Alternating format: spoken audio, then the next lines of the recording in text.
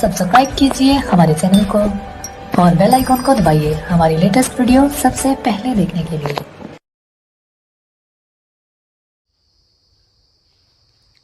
आप सभी का नमस्कार। एक बार फिर दिशा कंपटीशन क्लासेस में आज हम सभी फिर से भारतीय इतिहास के एक नए पहलुओं को छुएंगे और उस पर चर्चा करेंगे।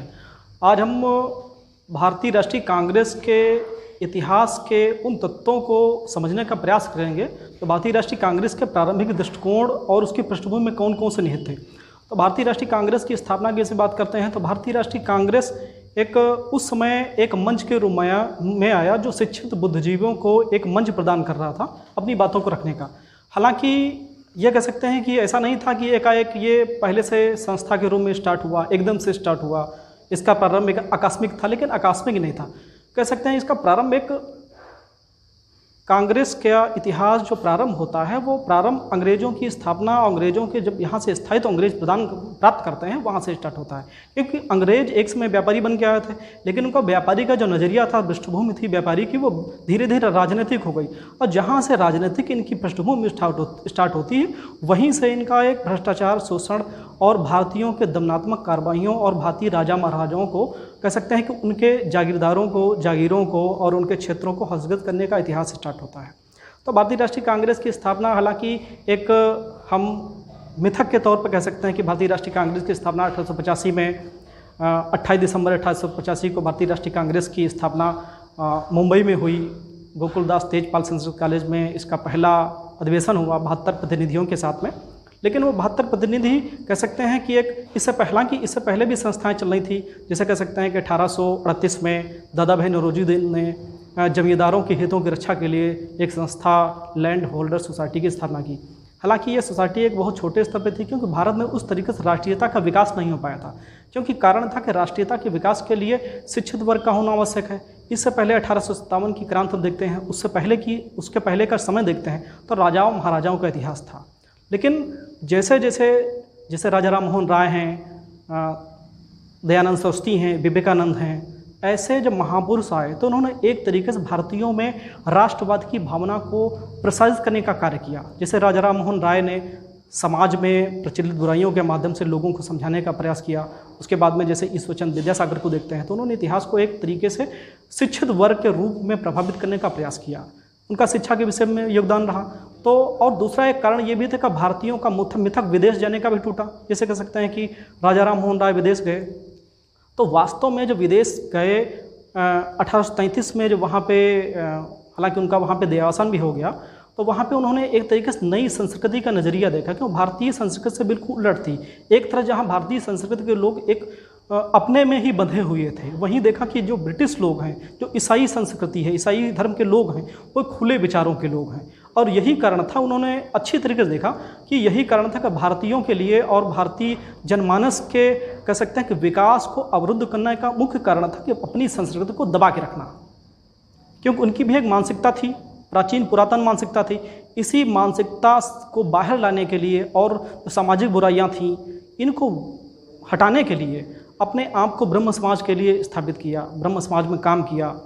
तो इसी तरह से कह सकते हैं कि एक भारतीय राष्ट्रीय कांग्रेस के इतिहास के प्रारंभिक चरणों में केवल एक आकस्मिक घटना या यूँ कहें कि एयू होम द्वारा स्थापित, यानी कि एक अंग्रेज द्वारा स्थापित एक संस्था न होकर, बल्कि यह पहले से आ रहे विरोध, उद्भव, इसका परिणाम थी।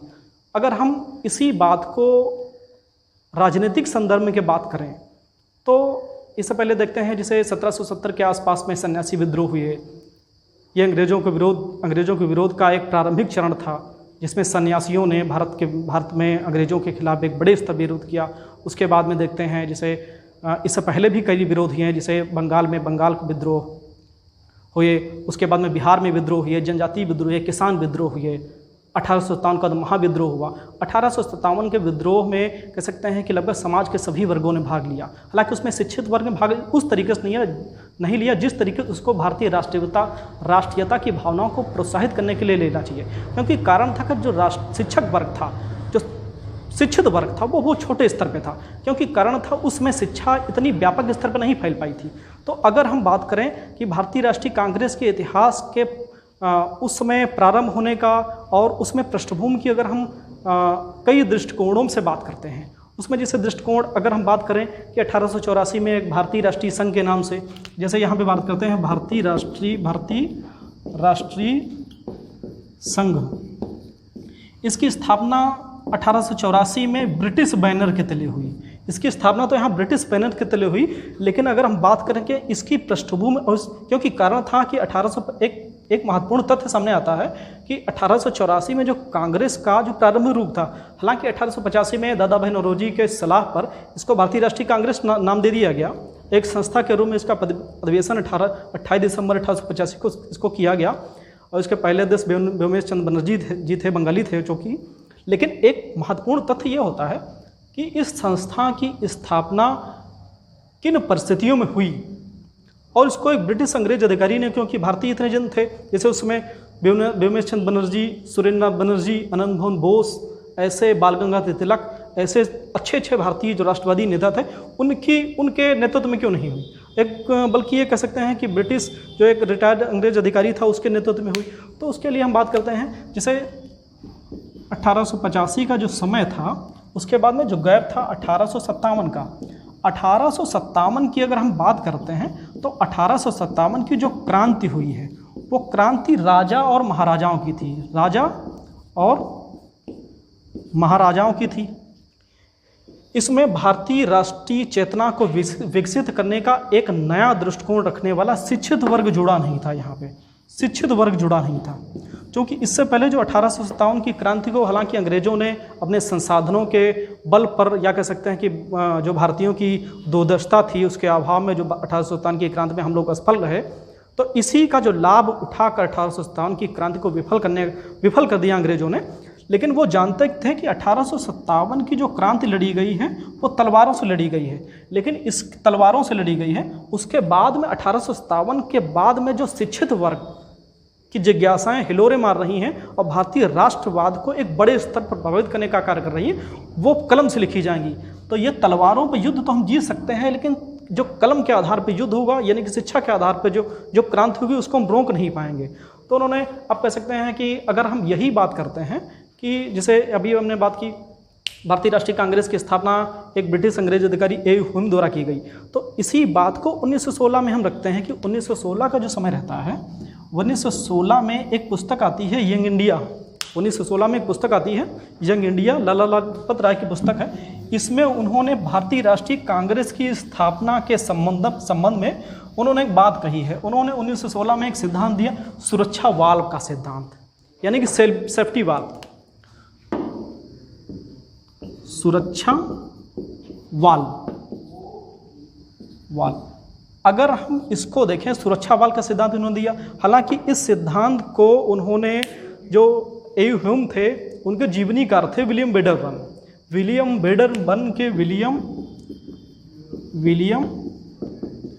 बेडनबर्ग, इनके कथन के आधार पर इन्होंने सुरक्षा वाल्व का सिद्धांत दिया है। क्योंकि सुरक्षा वाल्व का सिद्धांत इसलिए दिया गया क्योंकि कारण था कि ब्रिटिश साम्राज्य को उसमें किसी भी स्थिति में बचाना था।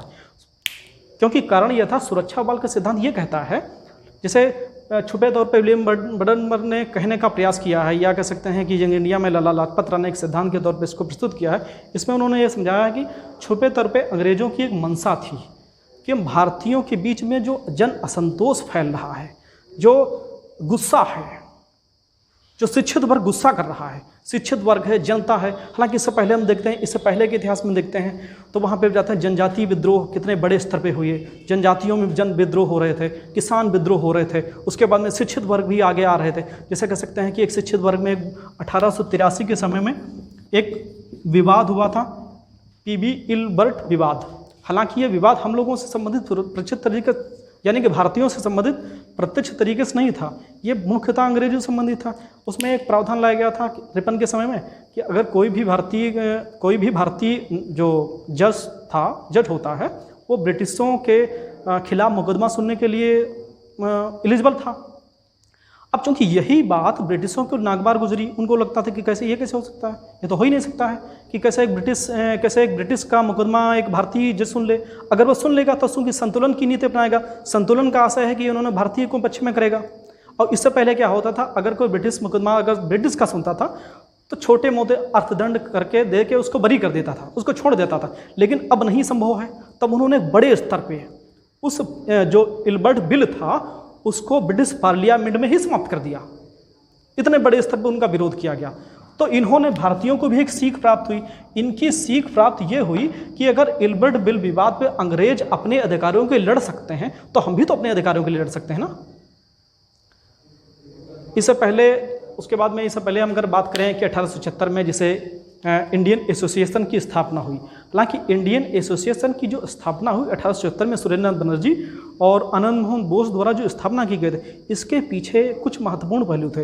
इसके पीछे जो महत्वपूर्ण पहलू था कि भारतीयों को राष्ट्रीयता की भावना का प्रचार करना। दूसरा था कि इंडियन जो सिविल सर्विसेज थी इसके लिए भारतीयों को तैयार करना, क्योंकि उनको लगता था कि हम भारतीयों को अंग्रेजों के प्रति अगर हम बराबरी से काम करेंगे तो उसका मुख्य कारण रहेगा कि हम सिविल सेवा में, जो यानी कि जड़ सेवा है, कह सकते हैं कि जो पृष्ठभूमि है किसी भी प्रशासन की, सिविल सेवा, तो सिविल सेवा में मैक्सिमम हम भारतीयों को एंट्री कराएंगे और उसके माध्यम से भारतीय लोगों का कल्याण और यहाँ पे कह सकते हैं कल्याण के लिए, जनमानस के लिए काम करेंगे। तो जो इंडियन एसोसिएशन की स्थापना 1876 में होती है, उसके पहले भी जैसे पूना सार्वजनिक सभा रानाडे द्वारा 1867 में, 66 में, उसके बाद में जैसे केशव चंद्र सेन द्वारा शिक्षा के क्षेत्र में। हालांकि वही वह दौर था कि जैसे कह सकते हैं 1893 में स्वामी विवेकानंद का भी दौर था, जिन्होंने एक तरीके से राष्ट्रवाद के लिए लोगों को यहाँ एकत्रित करने का कार्य किया और विश्व में एक नए स्तर पे भारतीयों को और भारतीय लोगों की आकांक्षाओं को प्रस्तुत करने का कार्य किया।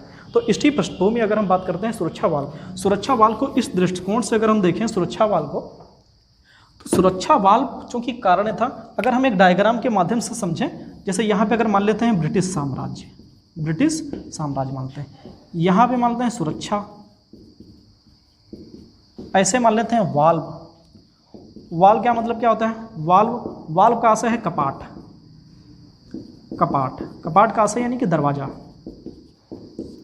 इसके पीछे एक मनसा काम कर रही थी, इसके पीछे एक मनसा काम करती थी, उसमें लॉर्ड थे, कांग्रेस की स्थापना के समय लॉर्ड डफरिन थे। 1885 में लॉर्ड डफरिन थे।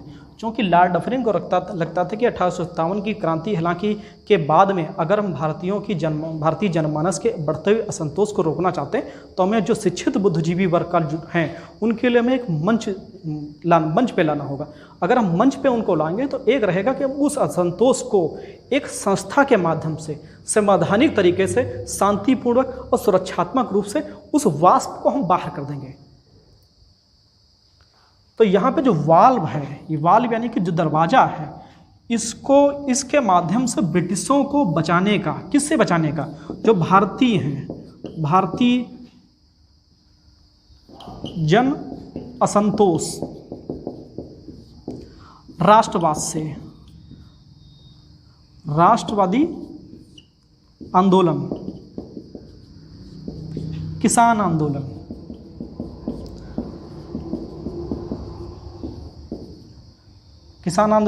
जनजातीय विद्रोह और इन सभी को एक मंच पे, एक कह सकते हैं कि समन्वित मंच का आशय है जिसमें भारतीयों किसानों के संबंध में बात हो, जनजातियों के संबंध में बात हो, राष्ट्रवाद के विषय में बात हो, संवैधानिक तरीके की बात हो, और एक मंच पे इकट्ठा करके और मुख्यतः किसके विषय में बात करना? एक मंच तैयार करने का कार्य किया। और वह मंच भारतीय जो पढ़े लिखे हैं उनका मंच था। भारतीय बुद्धिजीवी। अब चूंकि कारण था, एक महत्वपूर्ण कारण था कि ऐसा कैसे हो सकता, ब्रिटिश इतने हमदर्द कैसे हो सकते हैं कि वो हमारे लिए संस्था की स्थापना करें। चूंकि कारण था, इससे पहले हम ब्रिटिशों का इतिहास देखते हैं तो कह सकते हैं कि ब्रिटिशों के इतिहास तो भ्रष्टाचार, लूट खसोट और मतलब एक बड़े स्तर पे घिनौने कामों पे संतृप्त था। तो कैसे हो सकता है कि उन्होंने भारतीयों के हितों के लिए, यानी भारतीय राष्ट्रवादी भावनाओं की आकांक्षाओं को बढ़ाने के लिए उन्होंने काम किया। हालांकि एक्चुअल में ऐसा उन्होंने किया। सुरक्षा वाल्व का यही सिद्धांत करता है कि लॉर्ड डफरिन के निर्देशानुसार हुम और इनके साथी एक छुपे तौर पे, ऐसा माना जाता है, जैसे कई इतिहासकारों ने कहा है कि ए ह्यूम ने पूरे भारत में साधुओं की टोली स्थापित कर दी। जो साधु क्या करते थे, साधु उसमें लोगों के बीच में जाते थे, गांव-गांव घूमते थे और वो छुपे हुए जासूस थे। कई इतिहासकारों ने कहा कि छुपे हुए जासूस थे। अब वो जासूस, वो जो साधु थे जासूस के रूप में कार्य कर रहे थे, वो सीधे चुपके ए ह्यूम को सूचनाएं पहुंचाते थे कि चल क्या रहा है, ऐसा तो नहीं 1857 की स्थिति दोबारा आ रही है। तो उनके आधार पे, और यही रिपोर्ट करते थे लॉर्ड डफरिन को, क्योंकि यही स्थिति जब सामने आई तब उनको लगता है एक सही समय है, सही मंच है, ऐसी स्थितियाँ सही, वास्तव में सही है कि एक ऐसे मंच की स्थापना की जाए जिस मंच के माध्यम से एक बड़े स्तर पर एक मंच स्थापित किया जाए और भारतीयों की जन असंतोष की भावनाएं हैं इनको वाल्व के माध्यम से, यानी कि दरवाजे के माध्यम से बाहर किया जाए, जिससे हम ब्रिटिश साम्राज्य को सुरक्षित कर सकें। तो ये था सुरक्षा वाल्व का सिद्धांत। हालांकि इसी सुरक्षा वाल्व के सिद्धांत को, जिसे अब कुछ इतिहासकार, हम दृष्टिकोणों की बात करते हैं, जैसे इतिहासकारों की बात करते हैं, जैसे एक वामपंथी इतिहासकार हैं रजनीपाल दत्त, उनका मानना है कि ये जो कांग्रेस की स्थापना थी यही दोषपूर्ण थी। उन्होंने निगलेक्ट कर दिया है कि ये दोषपूर्ण स्थापना थी, क्योंकि इस स्थापना में देखो 2 लोग काम कर रहे थे, क्योंकि अगर इस स्थापना में 2 लोग काम कर रहे थे। एक लोग हम बात करें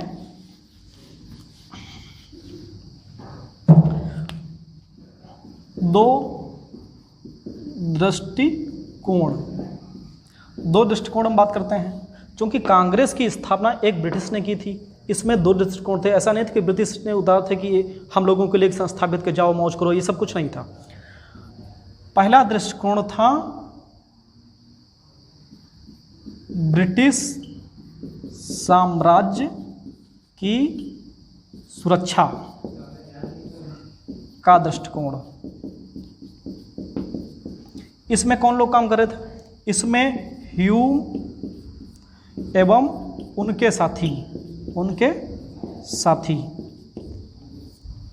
ह्यूम उनके साथी कार्य कर रहे थे, जिनका मुख्य उद्देश्य था ब्रिटिश साम्राज्य की सुरक्षा का दृष्टिकोण, यानी कि ब्रिटिश साम्राज्य को सुरक्षित कैसे बनाया जा सके, कैसे इनको बहला फुसलाकर जो भारतीय बुद्धिजीवी पढ़े लिखे हैं इनको एक मंच पे लाना और कैसे इनको बड़े स्तर पे बहला फुसलाकर कह सकते हैं कि ब्रिटिश साम्राज्य को सुरक्षा प्रदान करना। दूसरा दृष्टिकोण था भारतीय दृष्टिकोण, जिसमें काम कर रहे थे भारतीय बुद्धिजीवी वर्ग। यहाँ पे काम कर रहे थे भारतीय बुद्धिजीवी वर्ग। जो भारतीय बुद्धिजीवी वर्ग का काम कर रहा था उसका मुख्य उद्देश्य था कि भारतीय आकांक्षाओं को नेतृत्व प्रदान करना।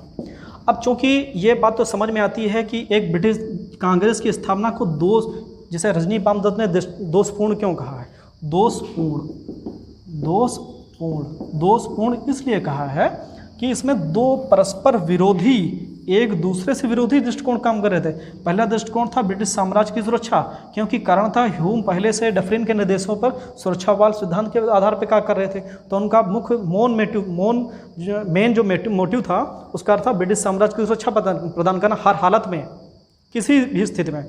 दूसरा कारण था छुपे तौर पे भारतीय दृष्टिकोण यह था, जो भारतीय बुद्धिजीवी वर्ग हैं, जो भारतीय लोग हैं, जो भारतीय बुद्धिजीवी वर्ग का जनमानस जो जुड़ा हुआ है उसको नेतृत्व प्रदान करना। अब ऐसी स्थिति में जो विभिन्न दृष्टिकोण कैसे हो सकता है, ये तो निगलेक्ट हो गया, कांग्रेस की स्थापना ही दृष्टिकोण है। लेकिन अगर हम सभी स्तर पर देखते हैं तो कांग्रेस की स्थापना वास्तव में दोषपूर्ण नहीं है।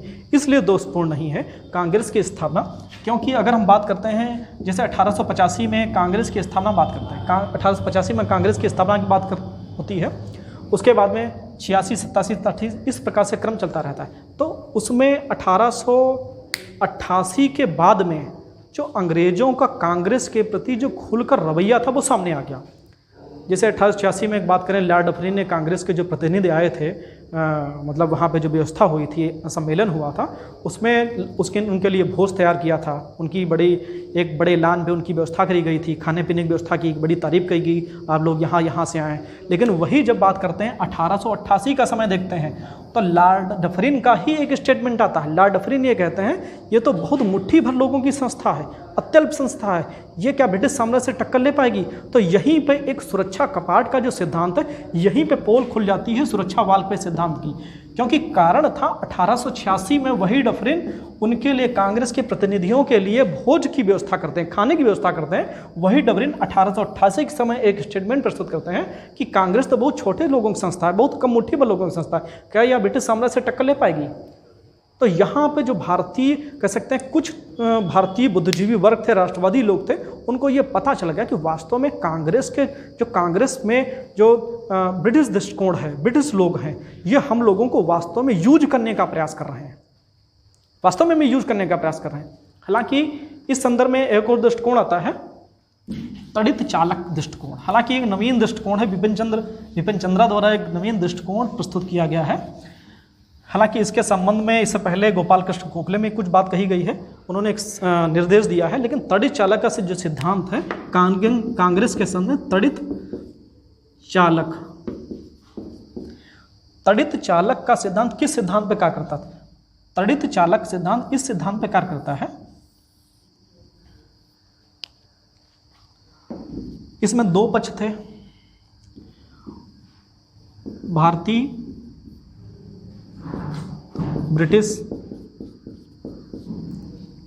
ब्रिटिशों में वो लोग थे जो ह्यूम जैसे लोग थे, जो कह सकते हैं कि खुले तौर पर, यानी कि अंदरूनी तौर पे बात नहीं करें, जो खुले तौर पे किसका सम्मान करते हैं और किसकी स्थापना की बात करते हैं? भारतीय राष्ट्रीय कांग्रेस की और भारतीय जन आकांक्षाओं की, भारतीय बुद्धिजीवियों को एक मंच पर लेने की बात करते हैं। जैसे ह्यूम जैसे लोग थे, ह्यूम एवं उनके साथी। अब एक स्तर का यहाँ पे ब्रिटिश प्रशासन,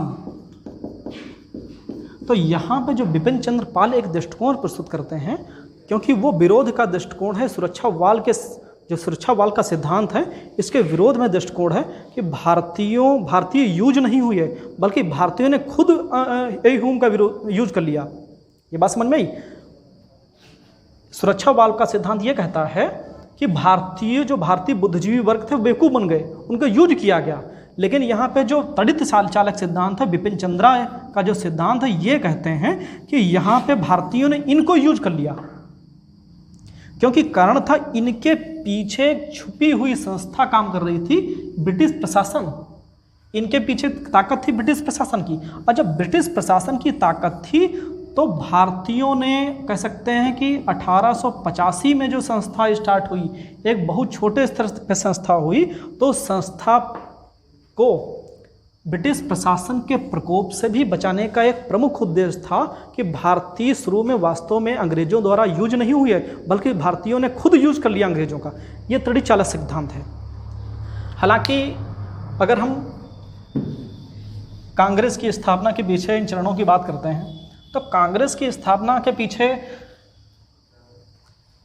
पूर्ण रूप से हम किसी भी कारण को जिम्मेदार नहीं मान सकते हैं, क्योंकि हम ना तड़ित चालक सिद्धांत को मान सकते हैं, ना भारतीय दृष्टिकोण मान सकते हैं, ना सुरक्षा वाल के सिद्धांत को मान सकते हैं, बल्कि कह सकते हैं कि सम्मिलित दृष्टिकोण था। क्योंकि उस दृष्टिकोण को हम नहीं भुला सकते हैं जो 1857 की क्रांति में इतने शहीद हुए, इतने राजा महाराजे बड़े स्तर पे, जनमानस इतने स्तर पे प्रभावित हुआ, जिन लोगों को फांसी हुई, क्या उनकी फांसियों की गूंज भारतीय स्वतंत्रता के आंदोलन में उस तरीके से गूंजी और बुद्धिजीवियों के मन में एक तरीके से कैसे उद्गार के रूप में भारतीयों के लिए करने के लिए एक नए रूप में बढ़ने का प्रयास किया। तो 1857 की क्रांति के दौरान में जितना खून खराब हुआ, जितने स्तर पर भारतीयों का शोषण हुआ, तो शोषण को हम भुला नहीं सकते हैं। वो शोषण भी जो 1857 की क्रांति के पश्चात, उसके बाद में अंग्रेजों ने एक दोहरी नीति अपनाई कि पहले उन्होंने हिंदुओं को भाव दिया, उसके बाद में फिर मुसलमानों को भाव दिया। तो ये दोहरी नीति इसके भी खिलाफ था। इसके पहले जनजातीय विद्रोह हुए, उसके बाद में किसान विद्रोह हुए, उसके बाद में जो बुद्धिजीवी लोगों का एक तरीके से जो तंत्र स्टार्ट हुआ, जो समाजवादी, इससे पहले कैसे राजा राम मोहन राय, उसके बाद में ईश्वरचंद्र विद्यासागर जैसे लोग जो थे, स्वामी दयानंद सरस्वती जैसे लोग थे, इनका जो प्रभाव था भारतीय जनमानस की जो आकांक्षाएं थी, क्योंकि कारण था ब्रिटिश शासन का जो 200 वर्षों का शासन था, तो कुपित कर देने वाला था। कह सकते हैं कि भारत में जो ब्रिटिश शासन था उसे कोई खुश नहीं था। ऐसा नहीं थी कि जमींदार वर्ग खुश था, जमींदार वर्ग भी खुश नहीं था, किसान वर्ग वो भी खुश नहीं था, क्या कह सकते हैं कि कोई वर्ग खुश था, कोई वर्ग भी खुश नहीं था। क्योंकि कारण था, उन सबको पता था कि राजा महाराजाओं को लगता कि हमारी जागीरें छिन गई, किसानों को लगता था कि बड़े स्तर पर हमें कर देना पड़ रहा है और हम शोषण का शिकार हो रहे हैं। तो 1885 में जो कांग्रेस की स्थापना हुई, ये कह सकते हैं कि इस आकस्मिक कारण का परिणाम नहीं थी, ये उन कारणों का परिणाम थे जो भारतीय राष्ट्रीय भावनाओं को, यानी कि भारतीय राष्ट्रीय की आकांक्षाओं को बड़े स्तर पर प्रभावित करने का कार्य कर रहे थे, जिनमें जनजातीय आंदोलन से लेकर नवीन जो राष्ट्रवादी चिंतन, जिनमें सुरेंद्रनाथ बनर्जी, आनंद मोहन बोस जैसे नेताओं का भी कारण था, जो बड़े स्तर पर जैसे इंडियन एसोसिएशन जैसी संस्थाओं को स्थापित करने के बाद में एक ऐसी संस्था प्रदान करने के पक्ष में जो भारतीयों को संवैधानिक दृष्टि के विकास के लिए भारतीयों को आगे ले जाने का कार्य करती हो।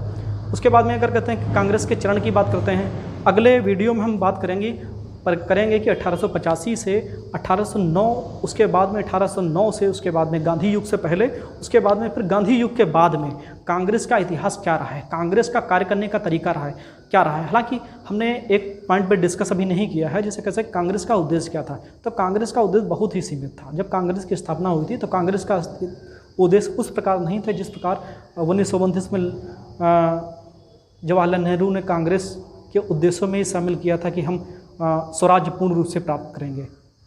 कांग्रेस के उद्देश्यों में उस समय शामिल था केवल शिक्षा का विकास करना, राजनीतिक संस्थाओं के रूप में शिक्षित वर्ग को आगे लेना, जो सामाजिक विषमताएं हैं इनको दूर करना, उसके बाद में जो जनमानस की आकांक्षाएं हैं इनको एक छोटे स्तर पे मंच प्रदान करना। तो कांग्रेस की उस तरीके से उस प्रकार की प्रारंभिक विशेषताएं नहीं थी, लेकिन उसके बाद में जैसे राष्ट्रवादी नेता जैसे जुड़ते गए, वैसे कांग्रेस का इतिहास एक अपने आप में स्वतंत्रता का इतिहास 1947 में स्वतंत्रता के इतिहास के रूप में लिखा गया। अगली कक्षा में आगे बात करेंगे। नमस्कार।